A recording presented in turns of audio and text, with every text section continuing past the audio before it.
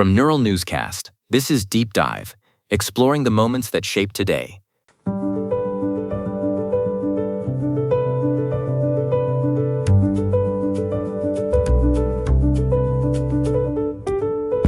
Welcome to Deep Dive. Today is July 5th, 2026, and we are stepping back to a moment in 1687 when the very rules of our physical world were finally put to paper. It is the day the universe started making a whole lot more sense. You are talking about the big one, Jonah. Isaac Newton and the publication of the Principia. It is basically the ancient manual for the physical world. Exactly. Philosophiæ Naturalis Principia Mathematica. Published by the Royal Society in England, it outlined Newton's laws of motion and his theory of universal gravitation.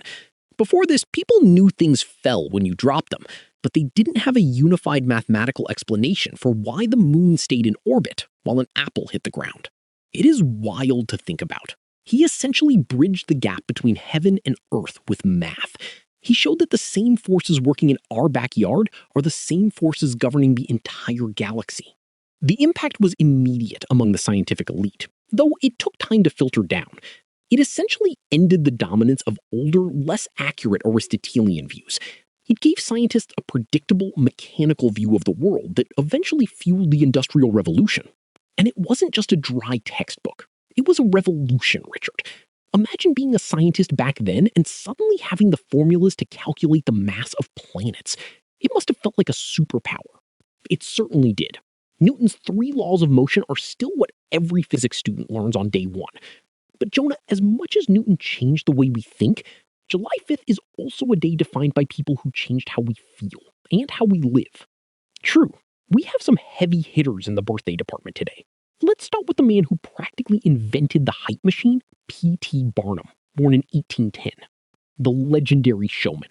Barnum was more than just a circus promoter. He was a master of marketing. He co-founded the Barnum and Bailey Circus, but his real gift was understanding what people wanted to see, even if it was a bit of a tall tale. He was the original influencer. He knew how to turn a curiosity into a national event. And speaking of people who know how to command a crowd, we also have Huey Lewis celebrating a birthday today. He was born in 1950. Huey Lewis and the News. You can't talk about the 80s without mentioning them. With hits like The Power of Love and The Heart of Rock and Roll, Lewis brought a clean, soulful sound to the mainstream. He is that rare artist who managed to be both incredibly popular and genuinely respected for his songwriting. And his music has that timeless, feel-good energy. It is impossible to listen to those tracks and not tap your foot. But we have one more birthday to cover, and she is a modern powerhouse. Megan Rapinoe, born in 1985. Rapinoe is a fascinating figure because her impact is so multidimensional. On the pitch, she's a 2-time Women's World Cup champion and an Olympic gold medalist. But off the pitch, she has used that platform for massive social change. Yeah, her work as an advocate and her fight for equal pay in sports have made her a hero to millions.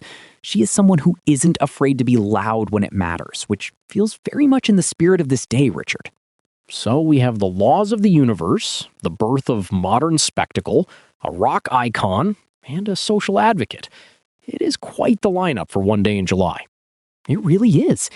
But before we wrap up, we need to talk about a very special sheep that made history in 1996. Ah, yes, Dolly. On July 5th, 1996, at the Roslin Institute in Scotland, Dolly the Sheep was born. She was the first mammal ever successfully cloned from an adult somatic cell. I remember when this hit the news, Jonah. It sounded like science fiction. Up until then, cloning was something you saw in movies, not something happening in a lab in Scotland.